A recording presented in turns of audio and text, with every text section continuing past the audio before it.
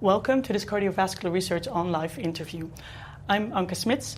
I'm from Leiden University Medical Center, and I'm here to interview Dr. Carol Ann Remme, who is an associate professor at the Department of Experimental Cardiology at the Academic Medical Center in Amsterdam. So, welcome, Dr. Remme. Thank you, Anke. You've recently been awarded the Outstanding Achievement Award by the ESC's Council on Basic Cardiovascular Science. What does this recognition mean for you? Well, first of all, it was a great honor to receive this award, especially since there are so many excellent cardiovascular scientists in Europe, and I feel really honored to be given this recognition. And I was very happy also that the Council on Basic Science awarded this recognition. I have a medical background originally, but I changed from becoming a cardiologist to focusing on basic research, and I've spent the last 15 years focusing on the basic science, in particular basic electrophysiology, and I think it's very important to know that this work is being considered important by the Council and also by the ESC. So that's a tremendous recognition of our work, and of course also for me personally, but also for my entire team, they see it as a recognition of all their hard work. And so yes, it's a tremendous honor, and it's also a great stimulant to keep working and to keep focusing on this work. What do you think is your most important scientific contribution so far? So my work focuses mostly on basic electrophysiology, but we do translate a lot of that knowledge back to the clinic. So I think that's one of the strongest aspects of the work that I and my group have been doing for the last couple of years.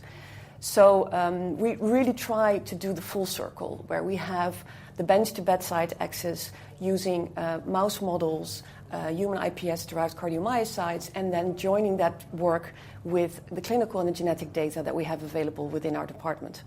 And so, for instance, recently we did a study where we demonstrated that, for instance, people who have an inherited cardiac arrhythmia caused by a mutation in the ion channel, actually when they have, for instance, a comorbidity in addition to that, a common comorbidity like hypertension, that significantly increases their risk for sudden cardiac death. So we proved that by studying both the clinical data, but complementing that with basic studies in mice and really showing the mechanisms underlying these findings. And for us, that's a really crucial aspect of our work, because we need to know what exactly is happening in the hearts of these patients, and that will give us also more insight in how we can prevent and treat these patients better in the future. Your research focuses on the dysfunction of cardiac sodium channels and its involvement in cardiac arrhythmias and sudden cardiac death. What fascinates you most about these subjects? I think what's really important is that we focus our work on inherited arrhythmias, so people who have mutations in sodium channel genes or other genes, and they are at risk for sudden death.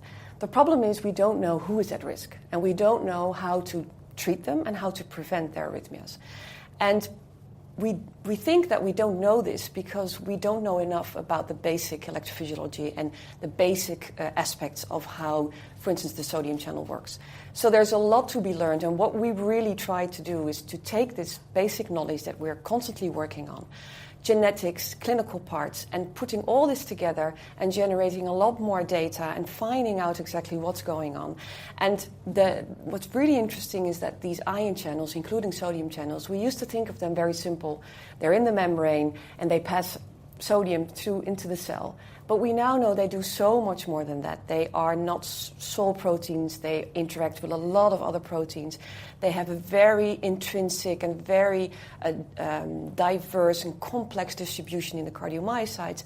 And we now have so many more tools and techniques that we can use that we can really study them in much more detail. And hopefully by finding out all these new insights into exactly how these channels work, we can really target these channels more in detail and find new strategies to prevent arrhythmias and treat people better. So thank you, Carol Ann, for this interview, and thank you all for watching.